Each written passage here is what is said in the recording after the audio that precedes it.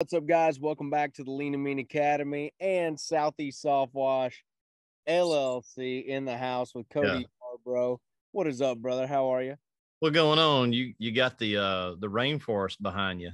Dude, I do. I got bugs. I got dogs barking. I got a little blower in the distance, but it's all gonna be all right.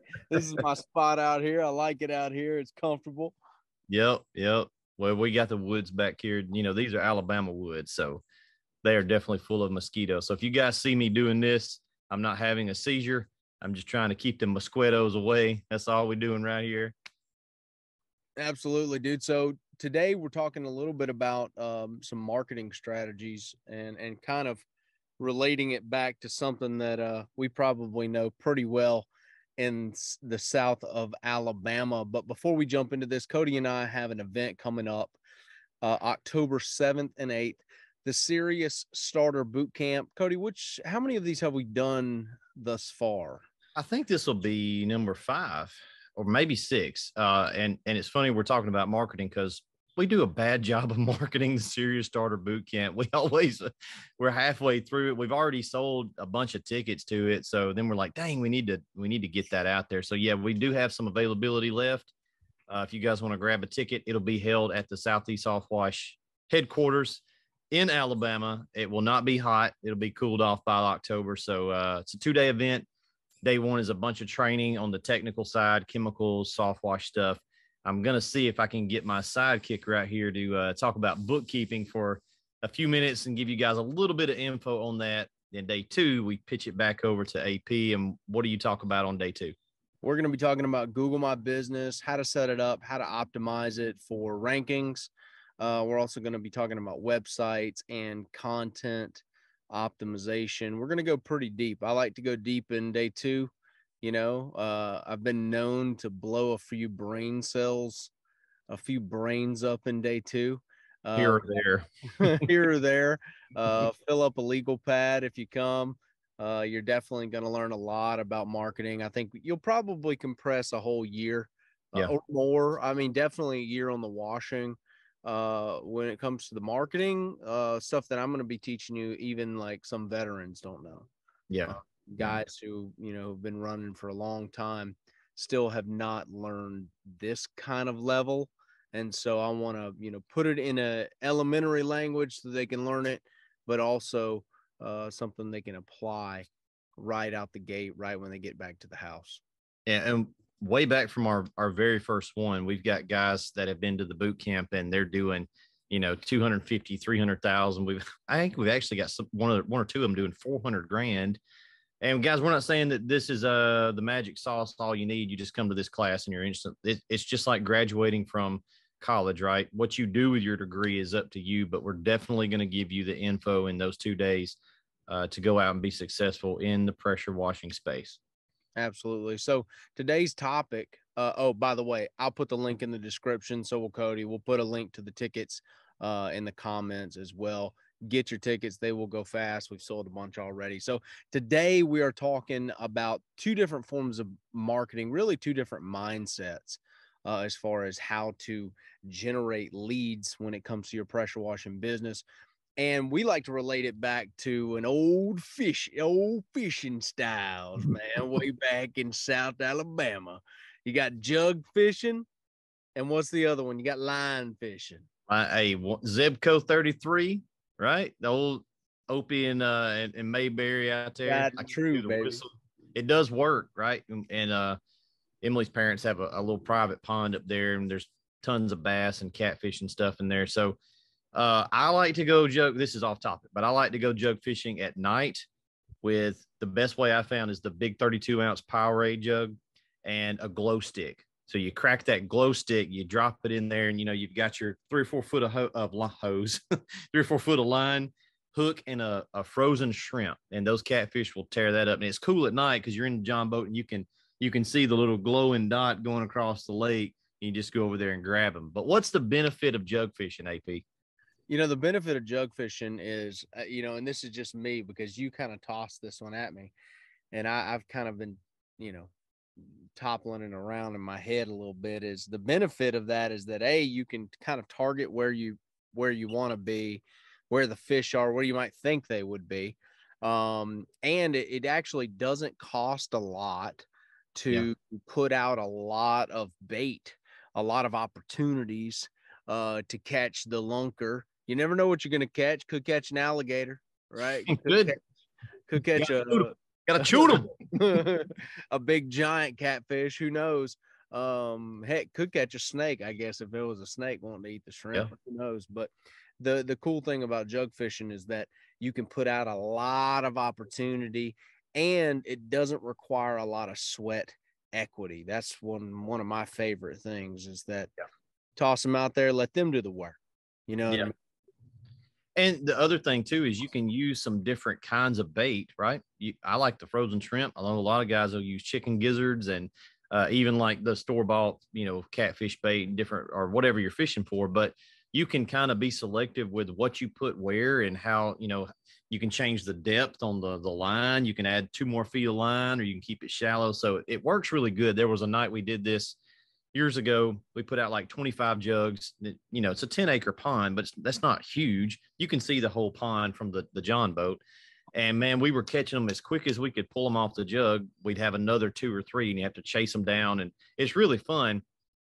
On the marketing side of the house, what does all this translate to? Well, imagine, standing there on the bank with a Zebco versus having 25 lines all across the different areas of the lake. So when you look at the lay of the land on your marketing, it's like the way I did it wrong for so many years, from 2004 all the way up till we went full time in 2017. I did it Zebco style. I mean, we would go out, Emily can tell you, and knock doors all the time on weekends. And like you said, a ton of sweat equity. A lot of sweat, a lot of investment, a lot of time, a lot of no's, but here is one of the cool things. I'll jump into the relation to jug fishing and marketing here in a second. But one of the cool things about a Zebco is if you upgrade it to a big deep sea pin reel, right? One of the ones that look like the size of your head. All right. Yeah. Now, that could be you approaching a commercial job, or you approaching some of these much larger establishments like apartment complex and stuff like that on the cold, right? Those are $30,000, $40,000, $50,000 jobs that you can knock down. Yeah, they do require some sweat. They do require some follow-up. They require a lot of emails back and forth, that kind of thing. But little reel could reel in the big lunker. But the thing is, here we get asked this a lot, right? And I think as guys in this industry, it attracts kind of the same kind of guy, and we want to know what's best. It's like Glock versus Sig. It's like Spyderco versus Benchmade, right? We got a Ford versus Chevy. The truth is, if you'll do the jug fishing, right, and let that pay the bills, now I can free up the time and I can go and cast for the specific Mako shark that I want to catch and put that trophy on the wall, right? Those big jobs, those commercial jobs, I can use my time. I don't have to have all these brain cells trying to run around and catch. I got my jugs doing their thing. That's the great thing about jug fishing, is it's sort of, once you build the systems, once you get the site going, the GMB, once you get that stuff going, you go bloop and it's running in the background. So why would you stand there on the bank and wait, right? Let's make good use of our time, upgrade, get a good one. And then let's go be real targeted and let's do both, right? Let's hit the best of both worlds. Absolutely. So the jug fishing is the GMB, is the website. And a lot of these things are pretty hands off. I'm not going to say it's completely hands off marketing, but guys, listen, hands off to me is not walking down the sidewalk, sweating my ass off, handing out flyers. All right. So anything that's not that, I will tell you, is hands off. Do you have to solicit reviews? Yes. Do you have to do your project pages for your footbridge site? Yes. Do you have to do all of these things that I keep telling you about, that some of the stuff I'm going to teach you how to do as far as content stuff goes at the event? Yes, you do have to do that. But these are things that you could do at 6 p.m. Like right now, 7, eat dinner, do one tonight, do some of the stuff on the computer, and you don't have beads of sweat rolling down your back. And you're not so targeted all the time. But the cool thing is, you actually create an animal. It's like a living, breathing animal with your marketing when you start harnessing Google and you start getting that momentum. It's like once you hit like the critical mass in the pond and you've got like 40 jugs out there, dude, it's like you were saying, you almost can't pick them up fast enough. So when you do this the right way and you have all your jugs out there, you got your GMB working for you, eventually there comes a time where it's 2, 3, 4, 5 hits a day, and at least one or two are going to be really quality leads. Today we got a lead for a giant parking garage. I think it's well over 100,000 square feet, downtown Nashville, right off GMB, free lead. Another lead came in about an hour later. That's a $3.2 million house with a tennis court. It's like 4 stories. It's, way out in the nice area. It's about 20 minutes away from me. So that's probably a minimum of $4,000, depending on what she wants done. So we're talking about quality fishing here. Right. That's basically free if you do it the right way. Yeah. And when you think about fishing, right, imagine, because we always just fish for fun. We don't have to catch any fish, okay? Because we can go to Gedney's and order a catfish plate, right? But if we got in the DeLorean and went back and we're in Bible days and we're Peter and James and John in the sailboat, we have to catch fish. That's work. That ain't no fun. Like right. You're sweating because if you don't catch something, your kids ain't eating tonight. Once you get that autopilot stuff down, now look, you're doing the same thing. It's still hot. You're still on the boat. You're doing the exact same process, but now it's called sport fishing. That's what it's fun. It has become a hobby. Now you get to be like, hey, I wonder if I could close that job right there. You think I can? Yeah, I think you can. Go over and talk to him. See if you can close that job. It don't matter if you close it or not, because the jugs are paying the bills, right? The big net is paying the bills. But if you see something cool go by, hey, pitch it over there and see if you can grab it. Like you said earlier, you can catch an alligator every once in a while. Have you ever done a job you didn't want to do because you had to pay the bills? Yes. Been there, done that. It ain't no fun.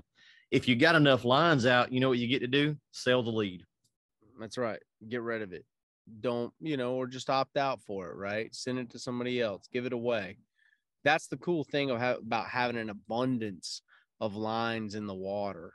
A lot of guys don't, maybe this will kind of translate to them as far as understanding the value, right? Because everybody understands the value of jug fishing. If you're trying to eat, bro, and you got a catfish pond somewhere close by and you're trying to eat jug fish, you can't beat it.